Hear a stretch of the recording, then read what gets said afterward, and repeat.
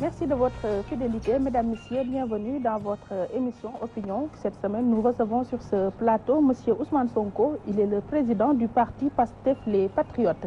Bienvenue à vous, M. Sonko. Merci de plateau.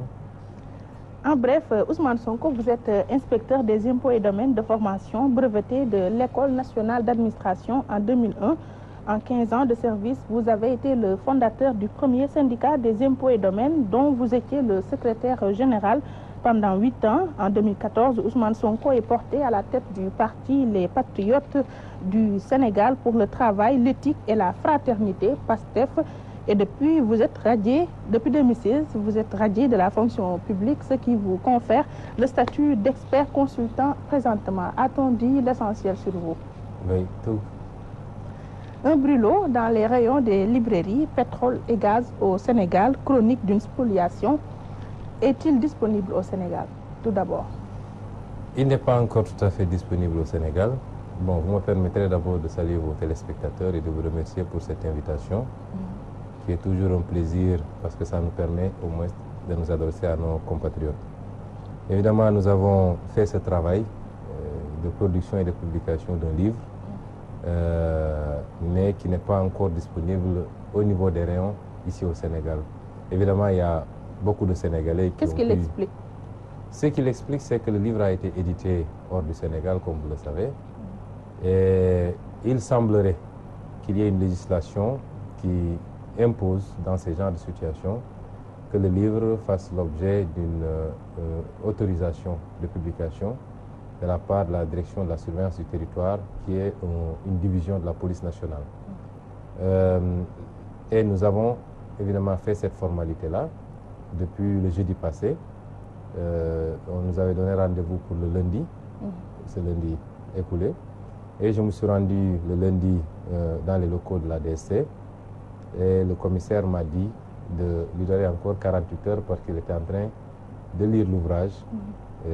Pour voir éventuellement si il n'y avait pas des éléments subversifs capables de troubler l'ordre public. C'est comme ça qu'on nous l'a dit. Oui. Évidemment, nous ne sommes pas informés n'avons pas pu voir la législation en tant que telle. Nous avons contacté quelques éditeurs pour savoir, au moins avoir les références. Aucun d'entre eux n'en disposait apparemment. Et nous avons également dans la lettre que nous avons déposée au niveau de la DSC, nous avons en même temps demandé à la DSC si elle voulait bien nous faire mention des références. Au moins, nous pourrons faire nos recherches pour voir la loi.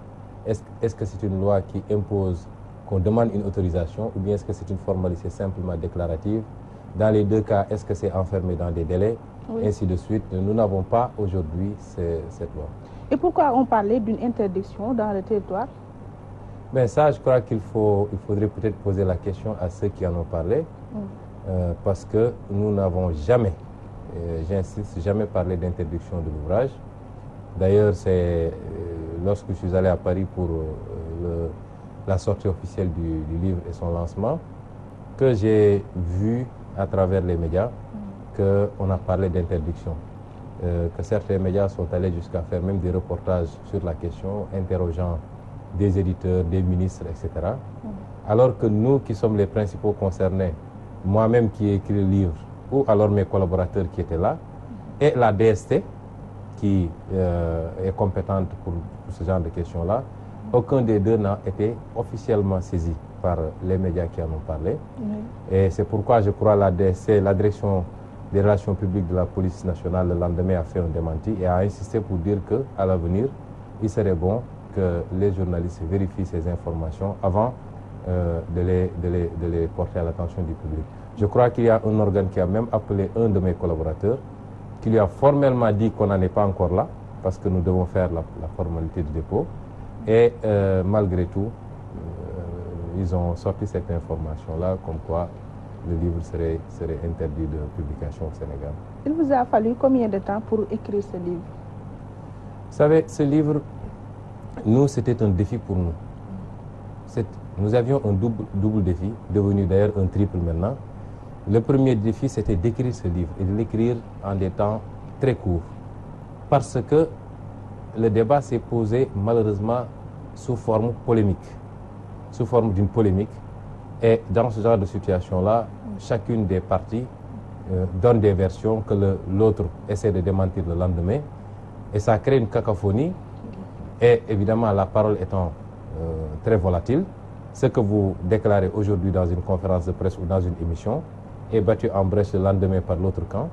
Nous avions d'abord demandé à ce qu'on organise un débat, une confrontation entre nous qui considérions que le pétrole a été géré de manière scandaleuse et ceux qui défendaient le contraire, notamment le gouvernement. Ce que l'autre camp n'a jamais accepté parce qu'il n'accepte même plus de faire des conférences de presse à poursuivre des débats. Il se limite à faire des déclarations de presse où on réunit des journalistes dans une salle, le Premier ministre vient lire un texte qu'on remet aux journalistes, il n'y a pas de questions, chacun s'en va. Alors, nous avions considéré que dans ces conditions... qu'une séance. Oui, et nous avons considéré que dans ces conditions-là, il était très difficile pour le public, pour les concitoyens, de se faire une opinion réelle. Et nous avions dit, puisque la parole est volatile, mais l'écrit demeure, il était bon que nous nous concentrions avec tous les éléments que nous avions collectés autour de cette affaire-là pour écrire un livre qui, lui, va demeurer ad vitam aeternam et imposer un débat maintenant, parce qu'à partir du moment où on l'a fait, celui qui veut nous démentir, il va falloir qu'il utilise le même procédé ou qu'il accepte de venir débattre avec nous publiquement et le peuple se fera une opinion. Donc, puisque c'était un défi, on s'est enfermé pour écrire le livre en à peine un mois. Oui. Donc, l'écriture est allée très vite. Évidemment, après, le second défi allait intervenir, c'est publier le livre. Parce qu'on ne l'a pas écrit pour qu'il dorme dans les tiroirs. Là, on s'est... C'est en un mois que vous avez écrit ce livre? Oui, en un mois. Et en collaborant aussi avec des proches qui relisaient progressivement. Et quand on a terminé, nous nous sommes approchés de quelques éditeurs. Je pèse bien mes mots parce que là aussi ça a été une information donnée que Sonko aurait dit qu'il a fait le tour des éditeurs. Je ne connais même pas le nombre d'éditeurs qu'il y a au Sénégal. Je crois qu'il y en a une cinquantaine d'après ce qu'on me dit. J'ai pu en contacter quelques-uns avec qui j'ai peut-être des relations, 3 ou 4. Et certains, après avoir lu le manuscrit, ont considéré que ce genre de manuscrit posait un peu de problème à être publié au Sénégal par un éditeur sénégalais, puisqu'il pouvait après subir les foudres de l'État. Et c'est certains même qui nous ont recommandé à un éditeur qui est hors du pays. Donc le second défi, c'était que le livre soit publié. Et le débat qu'on a voulu entretenir sur pourquoi le Sénégal, pourquoi la France, c'est pas ça l'important, parce que j'ai dit, même s'il fallait aller en Chine pour le publier, nous irions en Chine, parce que nous ne l'avions pas écrit pour le garder dans le tiroir. Oui. Maintenant, aujourd'hui, le livre a été écrit, il a été publié, mais puisqu'il est publié hors du Sénégal, ça induit un troisième défi. Et ce défi-là, c'est, puisque aujourd'hui, au niveau de la diaspora de l'Europe, le livre est acheté par beaucoup de concitoyens. Rien que le jour de la cérémonie du lancement, l'éditeur en avait imprimé 265 qui ont été tous achetés et il y a une longue liste de commandes. Oui. Nous considérons que les concitoyens qui vivent ici au Sénégal sont beaucoup plus nombreux, ont droit à pouvoir accéder à cet ouvrage pour se faire une opinion. Certains confrères vous accusent de vouloir créer le buzz autour de la sortie du livre. Non, moi je pense que ces termes de buzz ou de je ne sais quoi, ça... c'est un peu... Avec ces rumeurs véhiculées par rapport à l'interdiction du livre. Oui, mais je vous dis que moi je n'ai jamais... Est-ce que quelqu'un peut sortir un seul élément où Ousmane Sonko a parlé d'interdiction du livre? Je crois que je viens de donner des explications. C'est peut-être certains de vos confrères qui sont allés plus vite que la musique pour dire que le livre serait interdit. Je n'en ai jamais parlé et depuis Paris d'ailleurs, j'ai démenti parce que je crois que c'est la radio RFM qui m'a joint la nuit même et j'ai expliqué que nous n'en étions pas là. Donc s'il y a des gens qui ont créé des rumeurs, ce n'est pas nous. Je n'essaie pas d'être dans des formules de buzz ou je ne sais quoi. Nous essayons de nous inscrire dans une action sérieuse, pérenne, constante, étalée dans le temps. Et donc c'est tout le contraire de, je ne sais pas, buzz ou quelque chose comme ça. Avec qui voulez-vous avoir un débat public? Avec ceux qui ont été au cœur de cette affaire-là.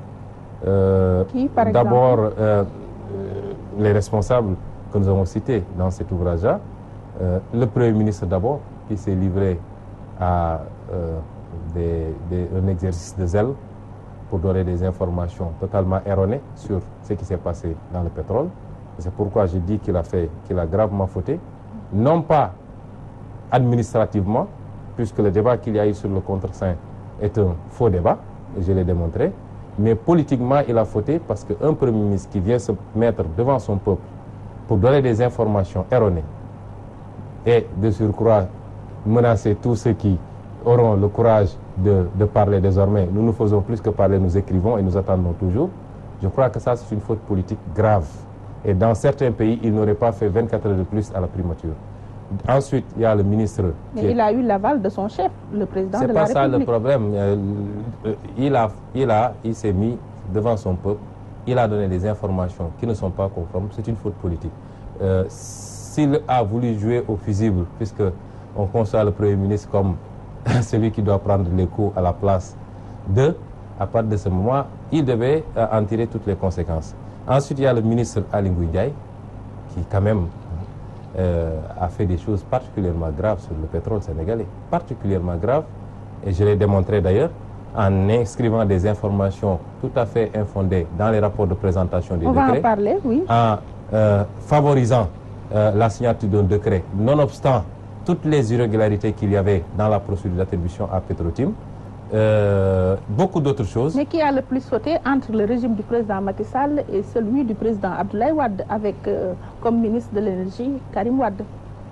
La faute est partagée, mais elle est beaucoup plus importante, beaucoup plus grave pour le régime du président Macky Sall que pour le régime du président Abdoulaye Wade. En quoi? Parce que la faute qu'on peut imputer au régime du président Abdoulaye Wade, c'est d'avoir fait venir Petrotim dans les conditions que nous connaissons, de lui avoir signé un contrat alors qu'il ne remplissait pas les conditions. En une semaine. Même si c'était en un mois, mais le seul fait d'avoir fait ça, c'est une faute. Parce que le code pétrolier est très clair et a défini les critères que doit remplir un prétendant pour être titulaire de contrat pétrolier, notamment l'article 8. Petrotim ne remplissant pas ces conditions-là, il ne méritait pas qu'on lui signe un contrat. Mais c'était une forfaiture qu'ils n'ont pas pu parfaire, parachever. Parce que la législation en matière pétrolière dit que ce n'est pas le contrat qui confère des droits, c'est le décret d'approbation. Donc, Abdoulaye Wade, le président Abdoulaye Wade et son régime ont pu signer un contrat avec Petrotim, n'ont pas eu le temps de parfaire ce contrat-là par la signature d'un décret. Il se dirait que le décret avait été signé. Mais c'est là où se situe le péché originel. Oui, d'accord, je viens. Je dis que c'est pourquoi j'ai dit de responsabilité partagée. Je dis, c'est là où ils ont fauté. Ils n'ont pas eu le temps de parfaire le décret d'approbation et l'alternance est intervenue. Et le président Macky Sall, qui était arrivé avec tous ces slogans-là qu'on a vendus aux Sénégalais, gestion sobre et vertueuse, patrie avant parti, etc., qui avait même promis, s'il était élu, de revenir, de renégocier ou d'annuler tous les contrats miniers et pétroliers qui ne respectaient pas les normes.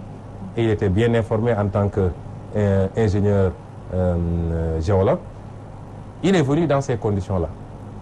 Il a trouvé un acte imparfait que lui seul pouvait parfaire pour conférer des droits définitifs. Et c'est pourquoi je dis que sa responsabilité est plus importante.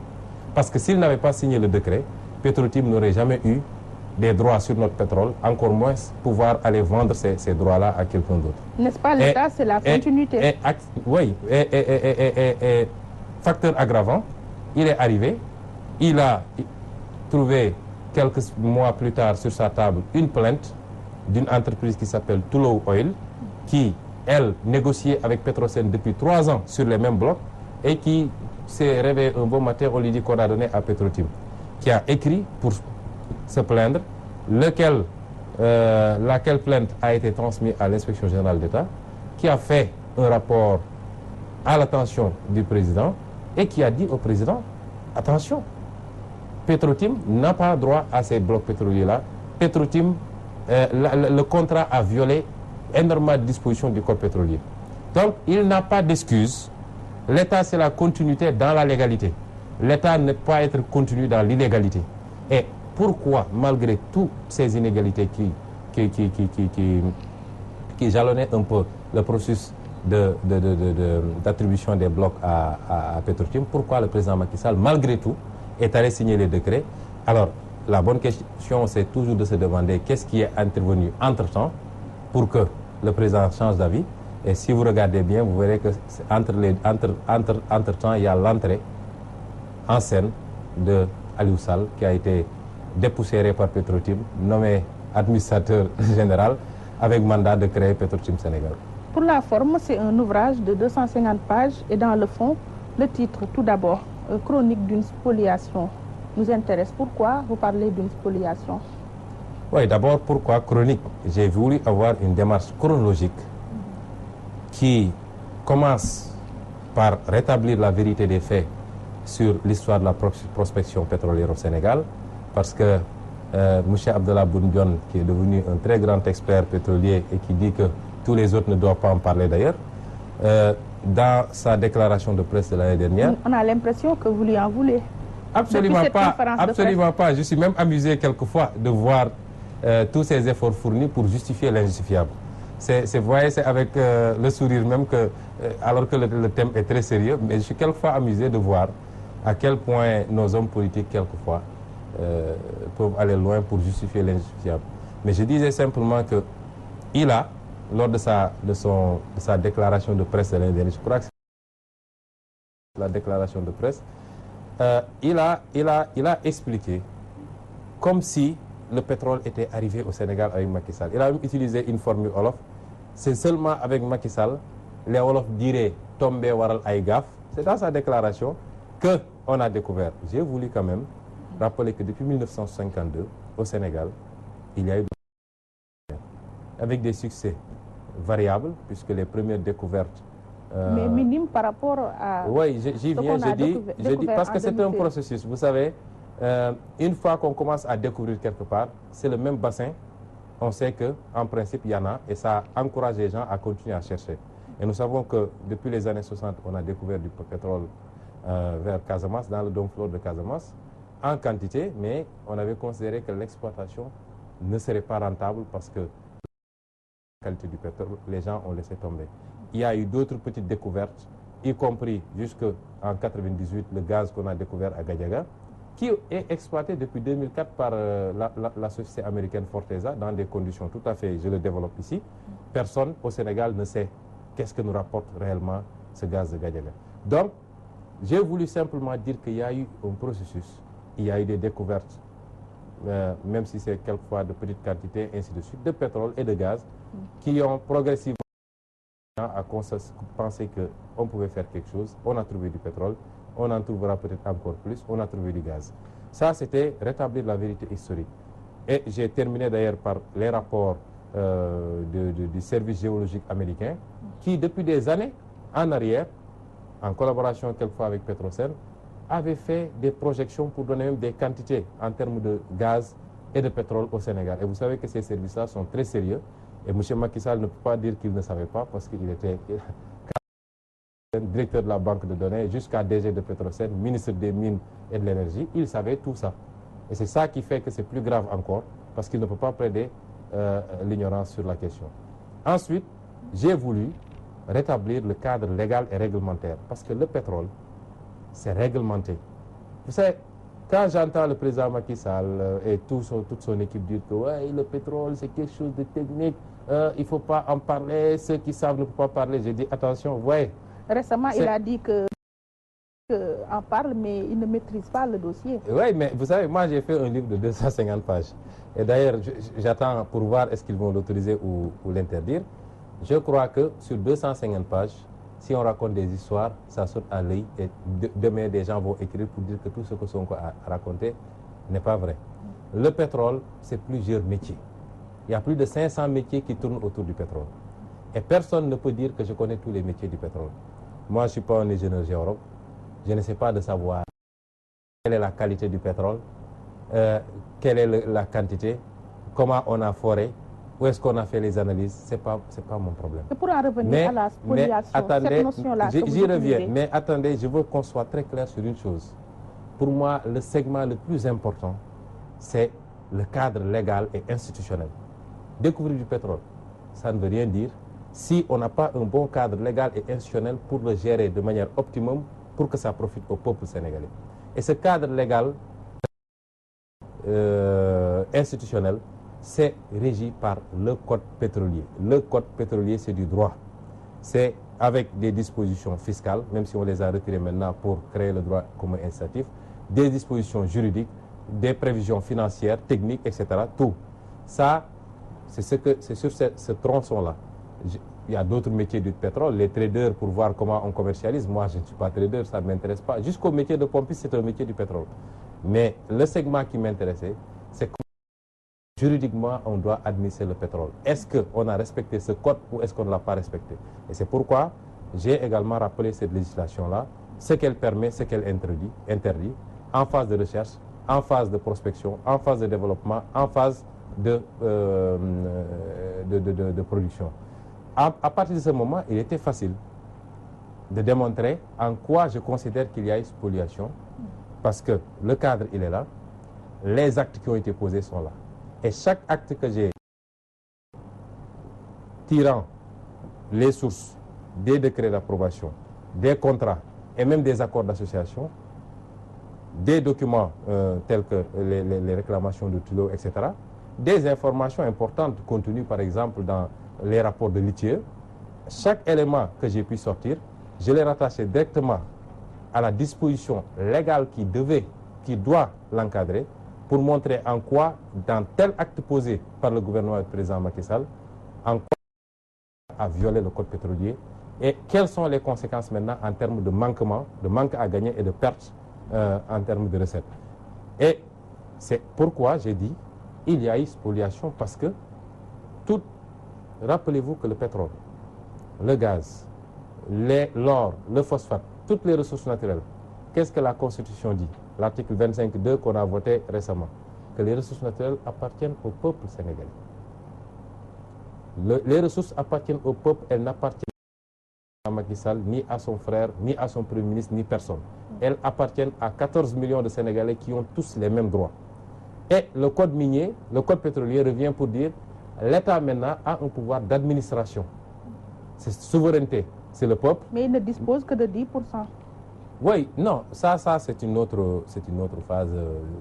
Je pourrais développer après. Oui. Mais pour ne pas perdre le fil, je voulais simplement dire que à chaque fois qu'on pose des actes qui ont pu faire perdre à l'État sénégalais, soit en termes de fiscalité, soit en termes de droit sur les produits pétroliers, soit en termes de part de production, évidemment, c'est une spoliation contre le peuple sénégalais. Mais le chef de l'État nous dit que dire que le Sénégal a perdu beaucoup d'argent dans ses transactions ou bien dans ses contrats donnés à des opérateurs ou bien multinationales, c'est manquer de respect même envers ou bien vis-à-vis des gens qui nous gouvernent. Donc je leur manque de respect parce que le Sénégal a beaucoup perdu. Le Sénégal a perdu parce que d'abord... À combien vous estimez cet argent? C'est difficile à estimer. Je donne un exemple très simple. Sur le plan fiscal, il y a le débat de fond et les conséquences après. Le débat de fond, c'est de dire, est-ce que lorsque nous donnons un titre minier, des droits miniers à une entreprise qui se retourne pour vendre ces droits-là, est-ce que cette opération de cession est fiscalisable ou pas? Et là, que le gouvernement se cache derrière son petit doigt en invoquant l'article 48 du code pétrolier qui ne dit absolument pas ça. Allez interroger n'importe quel spécialiste de la fiscalité. Ne prenez même pas Ousmane Sonko qui est un acteur politique. Les gens peuvent dire c'est partisan. Il y a des cabinets d'expertise fiscale en pagaille ici. Allez voir les cabinets d'experts fiscaux. Posez-leur la question. Est-ce que les transactions de titres sont imposables ou pas? Parce que l'article 48 a dit que les opérations pétrolières en phase et de recherche sont exonérées. Mais déjà, au début du code, lorsqu'on fait les définitions, on a défini ce que c'est qu'une opération pétrolière. Les opérations de spéculation sur les titres ne sont pas des opérations pétrolières. Les opérations pétrolières, c'est tout ce qui concourt directement à la recherche, au forage, à l'exploitation, ainsi de suite. Le code dit que même le raffinage, ce n'est pas une opération pétrolière. Même l'opération de raffinage. A fortiori, la spéculation des titres fonciers sur des bourses, des marchés, etc. Le PM nous a informé que l'État n'a collecté aucun franc dans ces transactions entre Timis, Petrotim et Cosmos. Mais c'est là la faute grave d'ailleurs, parce que une fois qu'on pose le débat de fond, c'est fiscalisable. Pourquoi on ne l'a pas fiscalisé? Maintenant, c'est fiscalisable, il faut que la transaction soit connue, ce qui est le cas, que les actes qui portent la transaction, l'acte de cession, soient déclarés au niveau de l'administration fiscale, ou alors que l'administration fiscale réclame ça, puisque la transaction est soumise à l'autorisation préalable du ministre de l'Énergie. Si vous voulez vendre des titres miniers, vos droits sur des titres miniers, vous êtes obligé d'aller voir le ministre de l'Énergie, qui doit vérifier, avant d'accorder, qui doit vérifier est-ce que vous avez rempli toutes les conditions. Est-ce que les engagements que vous aviez pris en amont, oui, c'est-à-dire de dire je vais investir tant, si c'est dans le cadre de Petrotim, c'était 96 millions de dollars, à raison de 48 millions de dollars par bloc. Les engagements que vous avez pris pour dire mes références techniques, c'est ceci, 2 forages ou 3 forages, je peux faire tant de millions de sismiques, ainsi de suite. Est-ce que vous les avez respectés? Si vous ne l'avez pas respecté, on ne doit pas vous signer un arrêté pour vous autoriser à vendre. On doit même annuler le contrat et récupérer les blocs pétroliers pour le peuple sénégalais. Dans le cas de Petrotim, ça n'a pas été fait. Pourtant, Petrotim n'a pas respecté ses engagements. Oui. Mais rien que ça, s'ils avaient saisi officiellement le ministère, puisqu'on est dans un seul État, aurait pu transmettre les informations au ministère de l'Économie et des Finances et aux impôts et domaines qu'on va contrôler.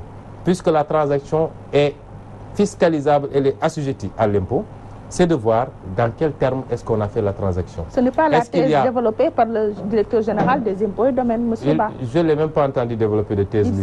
Il s'est prononcé. Mais il faut l'inviter, on va débattre sur la question et vous prenez aussi un expert neutre qui viendra être le troisième élément. On verra où se trouve la vérité. Parce que dans ce dossier-là, la difficulté, c'est qu'eux, ils fuient le débat. Chacun fait ses déclarations. Il y a même eu le ministre de l'Économie et des Finances, Amadou Ba. Oui, lui, je crois qu'il a dû oublier ses cours de fiscalité, ou bien il le fait sciemment pour justifier son poste. Mais vous savez, mon intime conviction, c'est que ce soit le DG des impôts, que ce soit Amadou Ba, ils savent très bien que cette opération est fiscalisable et qu'on a perdu beaucoup d'argent, beaucoup d'impôts. Et d'ailleurs, ça se répercute. J'aurais même appris qu'il y a des projets de transaction sur lesquels la même administration a émis un avis en disant que ça doit être... Mais dans ce dossier-là, vu un peu la teneur politique et la présence du prince dans le dossier, on continue à nous dire que ce n'est pas fiscalisable, ce n'est pas fiscalisable. Et moi, j'ai dit que c'est des fautes graves qui ont été commises, oui, et qu'on peut même... On va en parler. Dans l'avant-propos du livre, vous nous parlez de 2 catégories de Sénégalais, symboles du mal de notre gouvernance publique, à savoir l'écrasante majorité des hommes politiques et une partie de l'élite administrative. Le mal est-il si profond? Très profond. Le mal, vous savez, l'État, c'est 2. Il y a l'État politique et l'État administratif. L'État politique est celui qui est là en vertu d'un mandat et qui est décideur. L'État administratif, c'est celui qui est là en vertu d'un concours ou d'un recrutement, quelle que soit la forme, et qui est là pour faire carrière jusqu'à la retraite. C'est ces 2 aspects-là qui font tourner l'État. Et je considère même que quelquefois l'État administratif est plus important que l'État politique. Ils ont réussi à bâtir une administration républicaine, une administration qui a prêté serment de servir un peuple et non pas des hommes, et qui se met au-dessus des contingents, ce qui n'est plus le cas. Parce qu'aujourd'hui, regardez ce qui se passe par exemple à la DGID. Tous les directeurs, en tout cas la majorité des directeurs sont de la paire et organisent des meetings à coût de centaines de millions. Comment voulez-vous que dans la gestion de responsabilité, ils puissent être neutres ou alors être des républicains? Je ne le pense pas parce qu'ils sont déjà trop... À mon avis, lorsqu'un haut fonctionnaire assume de faire de la politique, il doit abandonner un certain niveau de responsabilité administrative. C'est un choix à faire. Est-ce que c'était votre cas? Parce que vous étiez inspecteur de classe exceptionnelle. Je n'ai pas atteint classe exceptionnelle, je suis inspecteur principal des impôts et des domaines. Merci. Il m'aurait fallu peut-être faire 25 ans pour être classe exceptionnelle, ce qu'on ne m'a pas laissé faire. Bon, mais de toute façon, nous, on a fait des choix, on les a assumés. Et tous ceux qui étaient assez proches de nous savent que nous avons toujours dit, nous ne voulons pas de poste de directeur ou de directeur général ou de quoi que ce soit. Nous restons sur les postes techniques parce que nous avons fait ce choix-là, d'abord en tant que syndicaliste et ensuite en tant qu'acteur politique. Mais je dis, cet État-là, l'État administratif, il est très malade. Il est complètement malade. Il est gangréné par le népotisme, par le clientélisme, par vraiment l'existence également de la corruption. Ce n'est pas tout le monde qui est corrompu. Je connais énormément de fonctionnaires extraordinaires, mais nous ne pouvons pas aussi ne pas souligner qu'il y a ces pratiques-là dans les administrations. Il est gangréné par la politisation. L'État politique, n'en parlons pas. Vous voyez le type d'acteurs politiques que nous avons, des gens qui ne conçoivent la politique comme un moyen de parvenir, de se rattraper là où ils ont peut-être socialement échoué, là où leur étude ou leur travail ou leur effort ne les amène pas. Et c'est pourquoi dès qu'ils sont là, ils profitent pour s'enrichir, au détriment maintenant du peuple, parce que le peuple qu'ils prennent pour mener le train de vie que vous voyez souvent. Vous voyez des gens qui avant-hier n'avaient même pas de quoi se payer le car rapide. Dès qu'ils arrivent au pouvoir, c'est des immeubles qui poussent un peu partout. Et c'est ça notre problème. Et c'est parce que nous n'avons pas réussi aujourd'hui, là où on devait réussir. Il y a un an, le président Macky Sall nous a vendu un référendum qui n'a fait aucune réforme consistante en termes de consolidation de nos institutions. Comment vous pouvez faire un référendum en disant que vous renforcez le pouvoir de la justice? La justice, c'est faire passer les sages du Conseil constitutionnel de 5 à 7, ce qui est ridicule. Et aujourd'hui, nous voyons la situation de la justice où les magistrats eux-mêmes tapent sur la table pour dire indépendance de la justice. Et c'est ça notre problème. On a des politiciens qui ne réfléchissent que par rapport à la consolidation de leur pouvoir, par rapport à l'accaparement et l'exclusivité sur le pouvoir d'État, qu'on n'utilise même pas pour transformer qualitativement le sort des populations, mais qu'on utilise pour brimer des opposants, pour casser, pour radier, pour enfermer, pour limoger. Et c'est ça le drame de notre pays. Si on veut maintenant guérir de cette maladie-là, il va falloir que les populations s'assument en mettant un terme à un système politique qui a assez duré. Parlant des décrets approuvant les contrats de recherche, vous nous informez que Wade en a signé 5 en 12 ans, tandis que Macky 12 en 4 ans. Qu'est-ce qu'il faut comprendre là-dessus? Ce qu'il faut comprendre, c'est que le gouvernement de Macky Sall a beaucoup signé en termes de décrets d'approbation. Nous ne savons pas pourquoi il y a toute cette précipitation-là. Nous pensons que, du moment où on a dit qu'on a découvert du pétrole, nous devions être beaucoup plus posés, beaucoup plus prudents. En profiter pour faire les réformes. D'abord, réformer le code pétrolier. Le code pétrolier, le premier, qui était simplement une ordonnance qui n'était pas encore codifiée, date de 1962, je crois, ce qui veut dire que le Sénégal, très tôt, a senti la nécessité de se doter d'une législation. Celui de 1998, qui a remplacé un autre code de 1986, tous ces codes-là ont été votés sous le sceau de l'incitation à l'investissement, sous le sceau de l'attractivité. C'est quand vous voulez attirer des investisseurs, vous êtes obligé de créer un système incitatif en leur disant vous aurez des exonérations fiscales, vous aurez telle facilité administrative, vous aurez telle facilité d'implantation, l'accès aux fonciers, etc., etc. Mais à partir du moment où un gouvernement responsable aurait dû dire je bloque les choses en attendant. Je réforme d'abord mon code pour que le code soit maintenant beaucoup plus favorable au Sénégal. Et dans les propositions que j'ai faites dans la troisième partie du livre, j'ai donné des pistes très concrètes que ce code il doit être réformé, en profondeur d'ailleurs, et ensuite recommencer maintenant le processus d'attribution des permis, mais en tenant compte d'un certain nombre de paramètres, et pourquoi pas dire on ne va pas tout attribuer, parce que si on attribue presque 16 ou 17 blocs sur les 20 qu'il y a au Sénégal, mais c'est de dire il y a les générations futures, il y a des trucs, il n'y a aucune raison pour aller dans la précipitation, d'autant que la conjoncture mondiale aujourd'hui est défavorable. Le prix du baril est complètement par terre parce que les États-Unis exploitent le gaz de schiste et le pétrole de schiste, ce qui en fait presque le premier producteur. Ils peuvent manipuler le dollar et à partir de ce moment casser le prix, ce qui fait que le Venezuela souffre, l'Arabie Saoudite a souffert, tout le monde souffre, a fortiori le Sénégal qui veut entrer et qui va être confronté à ces difficultés-là. Pourquoi s'empresser de signer à gauche, à droite des contrats avec un code qui ne nous est pas tout à fait favorable? C'était le moment de s'arrêter, de s'inspirer de l'exemple norvégien, de l'exemple ghanéen, de l'exemple péruvien et dire réformons d'abord notre code avant de continuer l'exploitation par rapport à ces questions-là. Et pourquoi vous doutez des sociétés détentrices de permis?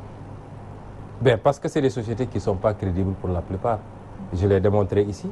Je dis, le profil de ces sociétés-là, il y a 3 choses qui vont vous frapper.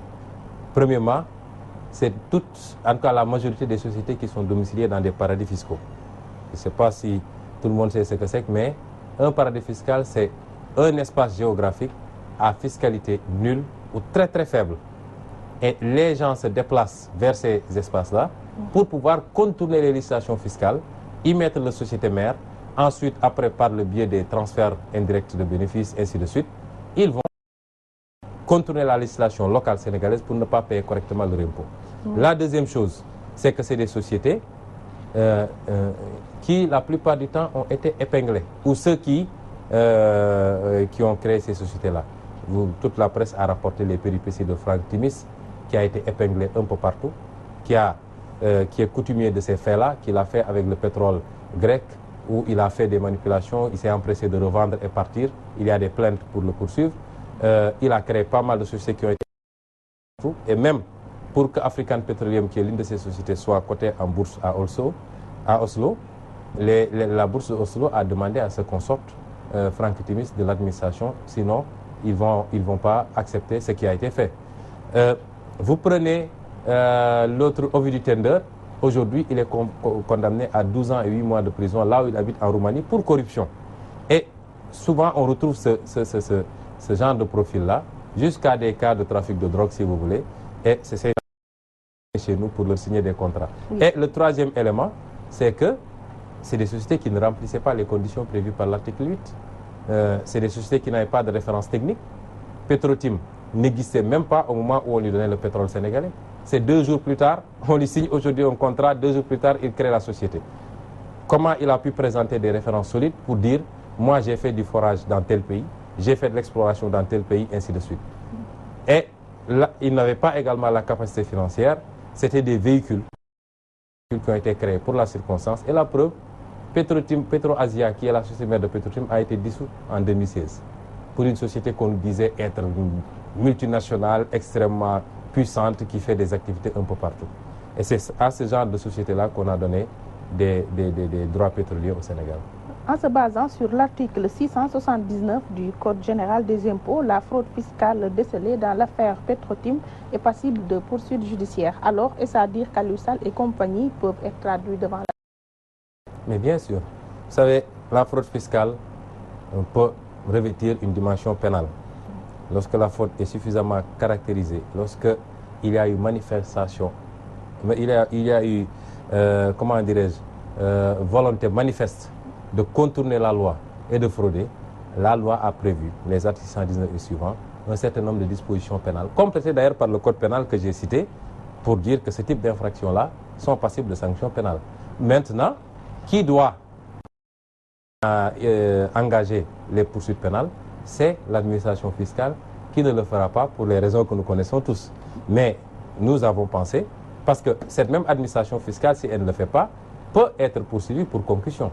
La concussion étant définie comme étant une attitude d'application ou de refus d'application de la loi de laquelle découle un avantage indu pour quelqu'un.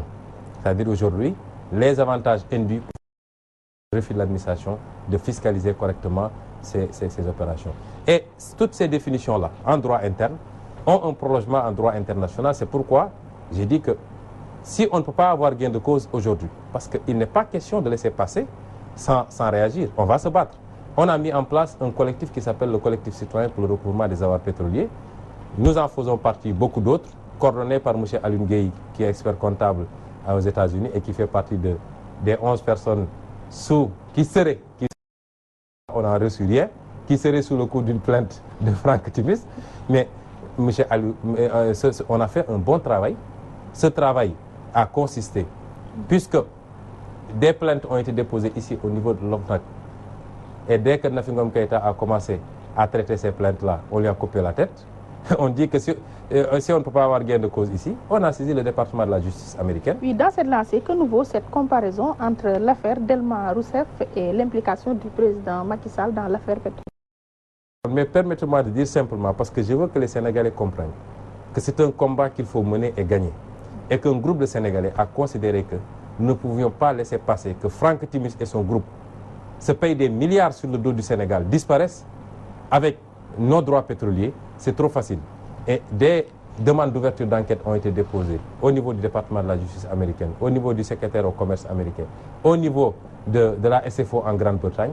Ces organisations ont accusé réception, ont demandé des comptes, on leur a donné. Moi-même, j'ai été reçu ici, à l'ambassade des États-Unis. Il y avait un procureur, il y avait un agent du FBI, il y avait l'attaché de politique. Et j'ai amené les documents que j'ai transmis parce que nous allons nous battre pour qu'on nous restitue. Si on ne peut pas l'avoir avec notre justice, avec nos corps dédiés à cela, nous irons jusqu'à la Lune s'il le faut, mais on n'a pas besoin d'aller à la planète Mars parce que le pétrole, ça se joue ici. Ça, c'est important qu'on le fasse comprendre aux Sénégalais. Il ne faut pas abdiquer et penser. Parce que des procédures comme ça aboutissent le plus clair du temps. Chaque année, des condamnations assez lourdes sont prononcées contre des entreprises et contre des autorités. Le pétrole, les entreprises concernées, il y en a qui sont américaines. Et dans le cadre du FCPA américain, qui est très sévère contre les actes de corruption transfrontalière, il est prévu que la justice américaine soit compétente. Le Bribery Act en Grande-Bretagne également le prévoit. Nous avons considéré qu'il y a des entreprises britanniques, des entreprises américaines, c'est le pétrole sénégalais. Ce qu'on veut. On va aller déposer des plaintes et on va suivre. Une pétition est lancée avec l'objectif d'avoir 1 million de signatures. En ligne actuellement, ça va très bien. On va commencer à faire circuler. Il est important. Et maintenant, il faut commencer à répondre à cette question que je viens de vous poser. Oui, je vais y répondre. Par rapport de à toute cette façon, comparaison entre les affaires d'Elma Rousseff et le président Macky Sall, surtout par rapport à son implication dans l'affaire Petrotim. Oui, ce que j'ai voulu développer, parce que dans le livre, j'ai voulu montrer qu'il y a des implications administratives, institutionnelles très profondes par rapport aux actes qui ont été posés. Les actes qui ont été posés par le président Macky Sall, c'est des fautes politiques. Dans un pays normal, dans un pays où la législation a véritablement évolué... Les fautes politiques sont sanctionnées par l'électorat. Non, les fautes politiques peuvent faire l'objet de procédures de destitution, d'abord, avant l'électorat. Notre constitution ne prévoit pas, parce qu'il y a deux types de fautes pour un acteur politique de ce niveau. Faute politique et faute pénale, si je peux l'appeler ici. Notre constitution prévoit la faute pénale du président de la République. Mais elle a tellement encadré qu'il est difficile de la mettre en branle. Il faut une haute cour de justice, il faut des maîtres de saisine, la composition, ainsi de suite. Mais à côté, il faut prévoir également la faute politique. La faute politique, ça veut dire que si un président de la République pose des actes graves, le peuple peut se lever, manifester et dire on n'est pas d'accord, et le Parlement va enclencher une procédure de destitution. Au Brésil, c'est ce qui est arrivé en Corée du Sud récemment, pour permettre de destituer ce président-là. La France que nous copions, la France a réformé sa constitution, sa loi depuis 2007, pour introduire maintenant la faute politique. On peut enclencher une procédure de destitution contre le président de la République. Et c'est ce rapprochement que j'ai voulu faire en disant que nos présidents, ils peuvent se permettre tout ce qu'ils veulent. Après, on va dire immunité juridictionnelle. Celui qui termine son mandat, tu vas te coucher à Paris ou à, je crois que si c'est dans le cas du puisqu'il a une maison aux États-Unis, il va se coucher là-bas. Et on recommence comme si de rien n'était. Il faut que nous arrivions à des situations où les acteurs politiques comprennent que la souveraineté appartient au peuple, qui la délègue. Ils ne sont que délégataires. Et que certains abus ne sont pas acceptables. Quand on arrivera à cela, vous verrez nos acteurs politiques marcher droit dans le dos. D'après la Constitution, le chef de l'État n'est poursuivi qu'à travers une haute trahison. C'est pourquoi je dis qu'il faut réformer. Vous savez, c'est quand on instaure des institutions fortes qu'on bâtit un pays. Vous allez aux États-Unis, ils peuvent avoir un président médiocre. Mais l'impact n'est pas important parce que les pouvoirs du président sont clairs, les pouvoirs de la justice sont clairs, les pouvoirs du Parlement sont clairs. Et Donald Trump qui signe ces décrets. Et c'est un petit juge de Hawaï qui dit le décret est non conforme à la Constitution, je bloque. Et quel est le juge qui le fera ici au Sénégal? Il faut des institutions fortes, mais tant qu'on aura tous les pouvoirs concentrés entre les mains d'un homme qui pense avoir un pouvoir de vie et de mort sur tout le monde, surtout de vie et de mort professionnelle, vous n'aurez pas de résultat. Et c'est pourquoi nous avons dit, ce dossier-là est révélateur Parce que si on avait inscrit dans notre constitution des procédures de destitution du président de la République en cas de faute lourde, et que le peuple soit bien formé et informé sur ces enjeux, et qu'on se rende compte que sur le pétrole, les actes qui ont été posés sont des actes contre le peuple sénégalais, le peuple allait sortir pour réclamer des mesures qui peuvent aller de sanctions administratives ou politiques contre les ministres concernés jusqu'à une mesure de destitution du président de la République. Venons-en aux responsabilités des premiers ministres Abdoul Mbaye et Mohamed Boun Abdallah Dionne, mais aussi des ministres comme Ali Ngouille Ndiaye et Amadou Ba. À quelle échelle vous mesuriez leur faute? J'ai dit tantôt que la faute des premiers ministres, oui.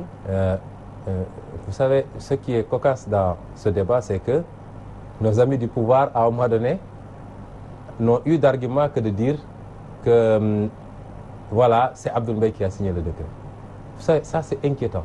C'est comme s'il nous disait, oui, attendez, je vais venir dans le fond. Parlons d'abord de la forme. C'est un aveu. C'est de dire que oui, même si on a fauté, on n'a pas fauté seul. C'est l'autre qui a signé. C'est un aveu. Et c'est grave pour des gouvernants de se focaliser sur ça, sur le partage d'une responsabilité dans la commission d'une faute. Deuxièmement, la faute du Premier ministre. Je l'ai développé. Vous savez, le contre-saint ne crée pas de co-responsabilité dans un acte. Ça, tous les juristes publicistes sont d'accord. Le contre-saint est un acte, est une signature qu'on appose pour authentifier la signature du titulaire, une responsabilité de celui qui a contresigné quant à l'application de l'acte, l'exécution de l'acte. Par contre, un acte, un décret, les responsables, c'est le président de la République qui a signé, qui a le pouvoir de signature, et le ministre qui a fait le rapport de présentation. Parce que le rapport de présentation est extrêmement important dans un décret. C'est lui qui dit au président pourquoi tu dois signer. Pourquoi, quelles sont les conditions qui ont été remplies, etc., pour que vous deviez signer. À ce moment, si on doit l'apprécier concrètement par rapport à cette situation, Ali Ngouille Ndiaye, qui a fait les rapports de présentation, en y inscrivant des informations particulièrement fausses, a la plus grande responsabilité par rapport au décret, en plus du président Macky Sall qui l'a signé. Il est dans la même situation que l'ancien DG de Petrosen qui avait suivi les instructions du ministre Karim Wade. Vous savez, quand vous regardez d'ailleurs, le Sénégal est un pays particulier. L'ancien DG du Petrosen, si vous regardez le rapport de l'IGE, parce que nous en avons des extraits assez importants d'ailleurs, si vous voyez les positions que beaucoup d'autorités techniques de Petrosen avaient développées en disant qu'on n'aurait pas dû donner à Petrotim. Et ces mêmes personnes, les déclarations qu'ils font aujourd'hui, vous dites on est dans quel pays? Et c'est ça, malheureusement, le Sénégal.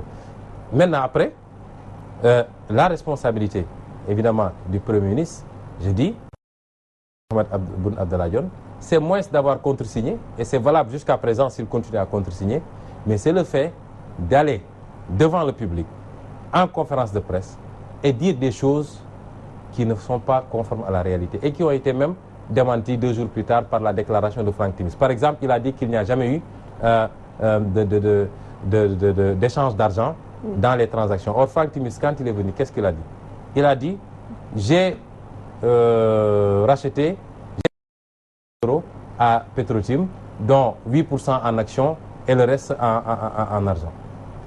Qui est-ce qu'il faut croire entre celui qui a acheté et le Premier ministre qui nous fait ces déclarations-là? Oui, mais rapidement, dans la 3e partie du livre, avec les recommandations, vous avez diagnostiqué quelques mots qui gangrènent notre société. Et vous citez que nos gouvernants ont comme alliés l'extrême léthargie et l'apathie du peuple sénégalais. C'est sévère comme réquisitoire, non? Ça dépend de celui qui apprécie. J'ai voulu nos concitoyens à comprendre que la souveraineté est entre leurs mains. Tant qu'il n'y aura pas un contrôle citoyen permanent, constant sur l'action des gouvernants, les gouvernants feront ce qu'ils veulent. Ils s'enrichiront, ils feront leur deal avec des aventuriers, et on sera là pour constater, pendant que le peuple souffre, pendant qu'on n'a plus d'éducation publique dans ce pays, on n'a plus de santé publique, on est à un taux de chômage grave et nos jeunes continuent à prendre les pirogues ou à traverser le Sahara. Il faut que le Sénégal est un pays extrêmement riche et paradoxalement classé parmi les 25 les plus pauvres. Mais tant qu'on aura des autorités politiques qui préfèrent privilégier les intérêts étrangers sur les intérêts nationaux et qui, lorsqu'ils signent, violent flagramment la loi qu'ils se sont jurés d'appliquer, et c'est pourquoi j'ai dit, là où j'ai parlé du président Macky Sall, j'ai rappelé qu'il a prêté serment en rappelant la formule.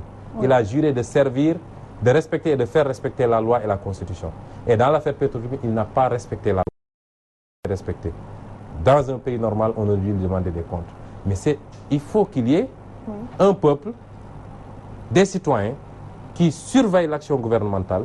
On ne doit plus donner à quelqu'un un mandat, aller s'asseoir en disant « carte on attend la prochaine élection ».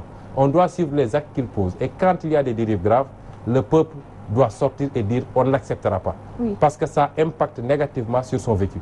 Et c'est ce qu'on a voulu dire en disant « nous sommes aussi dans un pays assez particulier, assez bizarre, où la France, elle est ce qu'elle est. Elle a fait sa révolution. Les États-Unis ont fait leur sécession et tout ce que vous voulez. Avant-hier, les Arabes ont fait leur révolution. Nous, on attend Dieu pour qu'il descende du ciel pour nous faire le Sénégal. Et j'ai dit même, vous voyez même des religieux, l'année dernière, fête de Korité ou de Tabaski, des religieux qui font un sermon pour attaquer soi-disant des fonctionnaires qui ont violé l'obligation de réserve. Alors qu'on s'est limité à dire qu'il y a des choses graves qui compromettent l'intérêt national. Et ils ne sont pas les seuls parce que la presse, une certaine presse, en a eu pour sa gouverne. Selon vous, par la corruption, comme vous le jugez, mais à l'intérieur des organes inféodés. Je cite, il y a quelques journalistes respectables dont la liberté est réduite dans les rédactions, piégés par des patrons livrés, vendus au pouvoir du président Macky Sall. C'est votre appréciation? C'est mon appréciation et je l'assume. Vous savez, il ne faut pas qu'on essaie d'instaurer une dictature de la presse dans ce pays. La presse est une composante importante. Je n'aimerais pas utiliser le terme de pouvoir. Je considère que c'est une composante importante qu'il faut soutenir, encourager. Je suis pour un plan d'urgence. L'État doit sortir des moyens pour qu'on relance cette presse-là qui souffre. Parce que la presse est importante pour une démocratie de qualité. Elle est importante pour l'information du citoyen et donc pour la qualité du choix au moment de prendre une décision. Et la presse sénégalaise a beaucoup fait pour la démocratie dans ce pays, il faut le reconnaître. Mais n'oublions pas que la presse est un service public. Ici, on dit tel groupe appartient à tel. Il y a deux choses. La fréquence, comme dit la loi, elle appartient au peuple sénégalais. Elle est administrée par l'État qui peut donner des fréquences à des personnes ou à des sociétés sur la base d'un cahier de charges qui dit il faut informer vrai, il faut informer juste, il faut informer équilibré, et ainsi de suite. Est-ce qu'aujourd'hui la presse peut dire qu'elle respecte cela? L'information équilibrée. La RTS ne le fait pas, certains médias privés ne le font pas. S'ils consacrent 1 heure de temps au pouvoir, ils consacrent juste 5 minutes. Vous avez des médias qui organisent des tribunes où on passe 2 heures de temps ou 1 heure de temps à casser du sucre sur quelqu'un, sur un adversaire, etc., sans même créer la contradiction ou ouvrir l'antenne aux autres. Oui. Il faut qu'on dénonce les tares partout. Je ne peux pas prendre un chapitre entier, un paragraphe entier, plus de 6 pages que je consacre à mon administration, que je diagnose sans complaisance, et ne pas dire qu'aujourd'hui on a des problèmes avec une certaine presse. Oui. Je n'ai jamais voulu généraliser parce que j'estime pour beaucoup de journalistes que je connais, je sais que c'est des gens sérieux, honnêtes, intègres, comme il y a des inspecteurs des impôts, de la douane et de partout. Oui. Mais il faut qu'on dise, et là où les faits me confirment, vous avez vu des journalistes qui après sont allés jusqu'à dire boycottons le livre de Sonko. Mais c'est méconnaître son travail. Parce que moi, je suis inspecteur des impôts.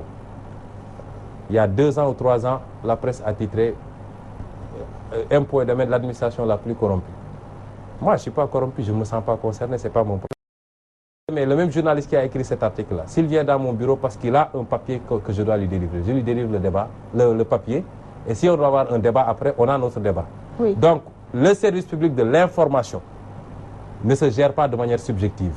Oui, mais si Sonko a un contenu qu'il faut révéler, il faut le révéler et après tenir son débat avec Sonko indépendamment de... Le temps qui nous était imparti est fini, mais avant de nous quitter, l'on s'achemine vers les législatives. Est-ce que vous allez y participer? Bien sûr, nous allons y participer, Inch'Allah. Sous quelle bannière? Sous la bannière d'une coalition qu'on est en train de finaliser. Avec qui on pourrait savoir? Avec beaucoup d'acteurs. Je crois que dans les 48 heures, vous en saurez, parce que ce que j'ai appris, nous, c'est nos premières élections auxquelles nous allons participer. Nous apprenons assez vite quand même. Et l'une des choses que j'ai appris, c'est que jusqu'au dernier moment, c'est les discussions. Je ne voudrais pas annoncer ici des formations. Pour tester votre poids, vous n'êtes pas allé seul? Parce que, d'abord, nous avons été approchés par beaucoup d'acteurs que nous considérons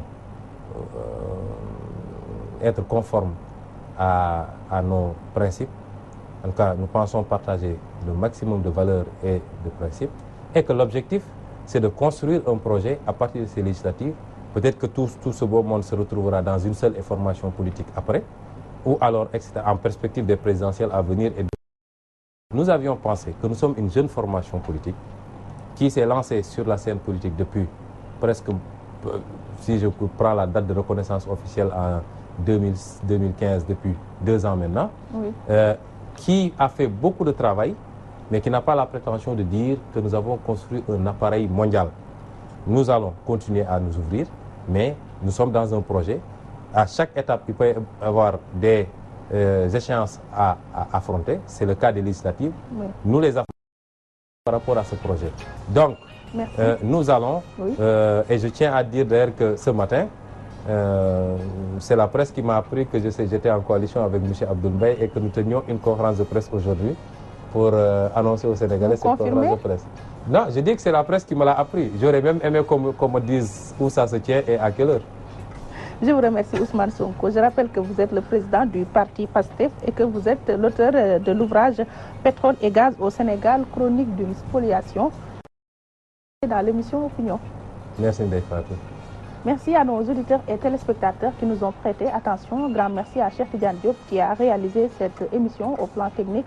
Merci à Oustaz Hassan Diouf pour la coordination et Ousseynou Sall pour la décoration. Excellente semaine à vous. Bon début de Ramadan à tous les musulmans et musulmanes.